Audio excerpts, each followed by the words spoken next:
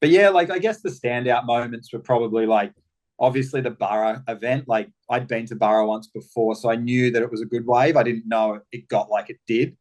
And I just remember arriving and it being like, I think it was like 15 foot for like 2 weeks at Porto. Like it didn't get under like 12 foot or something. And so Borough was 6 to 8 foot for like the week before the comp when we were there. And then for like the whole comp pretty much. And so it just cooked. And so yeah, like I didn't go great in the comp, but like just the surfing around it and like what happened with that comp, like yeah, I think you and Kai were chatting about it in the previous crust, but like watching Andy and Bruce and Chris Ward just coming from like so deep behind the rock, just like weaving through these like 8 foot nugs. They were getting dropped up there with a ski. Everyone else was like battling the riff and Standard. yeah. But yeah, just like waves that I don't think anyone like I was staying with Taj for that event and I just remember like even him, like he'd been on tour for a few years and he was like, this is just I can't believe we're surfing waves like this for a comp.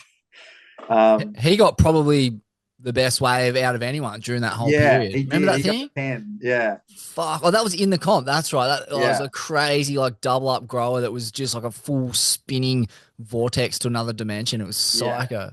Yeah. And so yeah, like that was for sure like one of the standout moments.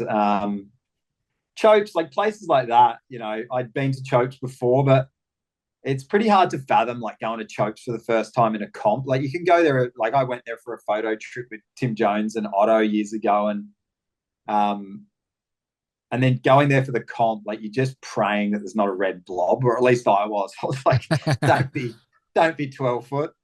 Um, but yeah, like it wasn't actually at that event, but yeah, it was just an insane experience. I surfed against Bobby Martinez in the heat I lost, and he won it that year, which was cool.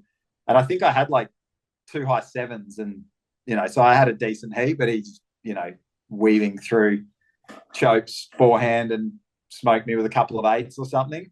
Um, but yeah, I think like in hindsight, I just look back on it as like this great achievement, but there's just this obviously this element of like I just wish that I got a couple more years. Mm.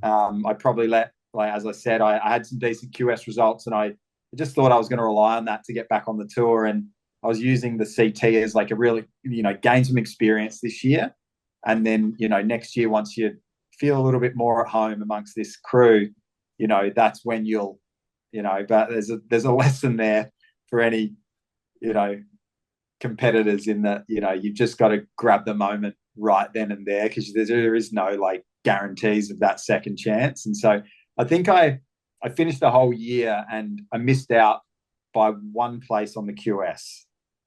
And so like and back then they did this thing where they alternated between giving the wild card to the QS one year and then the CT the next, the person that missed out, and they gave it to the CT that year. So I didn't get back on tour, because of a technicality in that sense.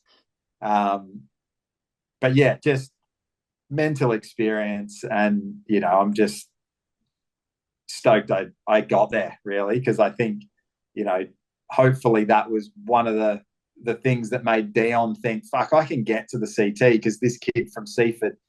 Dion and I grew up about 5 doors down, but I left when I was 18 and he was like 8 years old. So he was just a grom in the shorey when I left, which is Wow. weird now because I see him and I don't feel like we're that different in age, as you when you're an adult. But yeah, like I hope that me kind of getting there was sort of part of his gave him that belief that he's from SA and he can do it too.